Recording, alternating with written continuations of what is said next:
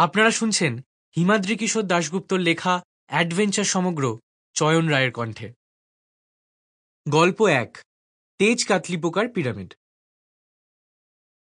তিওতিহুকান pyramid চত্বরের এক পাশে একটা ফাঁকা জায়গাতে পাথরের বেঞ্চে বসেছিলাম আমি আর প্রফেসর জুয়ান। মেক্সিকো সিটি থেকে আজই আমরা পিরামিড নগরী তিওতিহুকানে পৌঁছেছি এখানকার ঐতিহাসিক দ্রষ্টব্যগুলো দেখব বলে। তিওতিহুকান শব্দের অর্থ যে পবিত্র স্থানে মানুষ দেবতা হয়ে ওঠে। এই নগরী তৈরি হয়েছিল 150 খ্রিস্টাব্দ থেকে 700 খ্রিস্টাব্দের মধ্যবর্তী সময়। এ শহরের প্রাচীন স্থপতিদের সম্বন্ধে তেমন কিছু জানা যায় না। তাদের কাছ থেকে পরবর্তীকালে এ নগরীর দখল নেয় অ্যাজটেকরা। সেও প্রায় দ্বাদশ শতাব্দীর কথা। অ্যাজটেকরা নিজেদের স্থাপত্য শৈলীতে সাজিয়ে নেয় এই নগরীকে, যার অসংখ্য নিদর্শন ছড়িয়ে আছে আমাদের চারপাশে স্তম্ভ, মিনার, পিরামিডের গায়ে। প্রায় দুপুর হতে চলেছে। পিরামিড চত্বরে ভিনদেশি ট্যুরিস্টদের বেশ ভিড়। সিঁড়ি বেয়ে পিরামিডের ওপরে ওঠানামা করছে লোকজন। নিচের চত্বরে মাথায় বিরাট পালকের টুপিওয়ালা প্রাচীন অ্যাজটেক যোদ্ধার সাজে সজ্জিত কিছু লোক বিভিন্ন বাদ্যযন্ত্র বাজিয়ে ট্যুরিস্টদের মনোরঞ্জন করছে। তাদের সঙ্গে ছবি তুলছে ট্যুরিস্টরা। তিওতিহুকান পিরামিড দেখে জিরিয়ে নিচ্ছি আমরা। প্রফেসর মেসো আমেরিকান সভ্যতার ইতিহাস সম্পর্কে মাঝে মাঝে বুঝিয়ে দিচ্ছিলেন আমাকে। মেক্সিকোতে আমি প্রথমবার এলেও টোলটেক অ্যাজটেক সভ্যতার ভিত্তিভূমিতে প্রফেসর তার পুরাতাত্ত্বিক জ্ঞান সংগ্রহের কারণে বার কয়েক এসেছেন।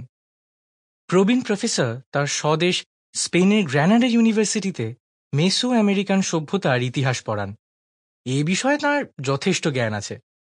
আমরা যে জায়গাতে বসে আছি তার কাছের একটা প্রাচীন স্তম্ভগাত্রে একটা ঈগল মূর্তি খোদিত।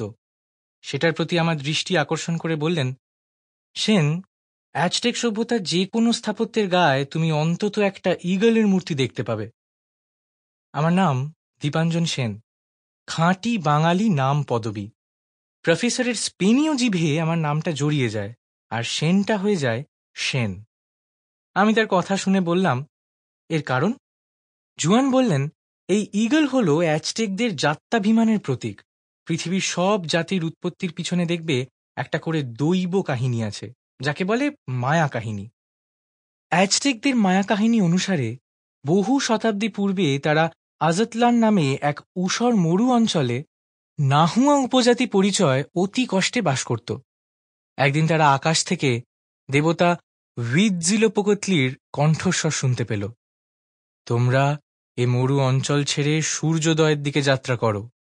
যেতে যেতে একদিন তোমরা দেখবে একটা ক্যাকটাস গাছের মাথায় এক বিশাল ঈগল বসে আছে। তার নখের ধারে এক অজগর সর্প। সর্পের দুই মুখ, এক মুখে বৃষ্টি, অন্য মুখে বজ্র। সৃষ্টি ও ধ্বংসের প্রতীক ওই দুই মুখ।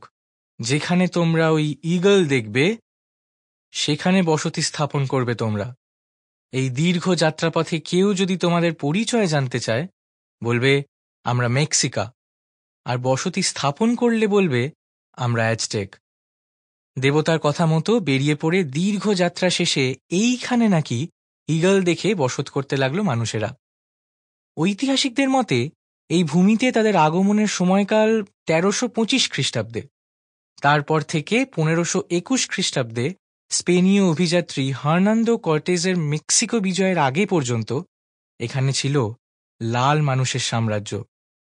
সে সময়কালের মধ্যে অ্যাজটেকরা তাদের কয়েক হাজার মাইল ব্যাপী সাম্রাজ্য জুড়ে গড়ে তুলেছিল অসংখ্য পিরামিড, মন্দির, এই সব স্থাপত্য।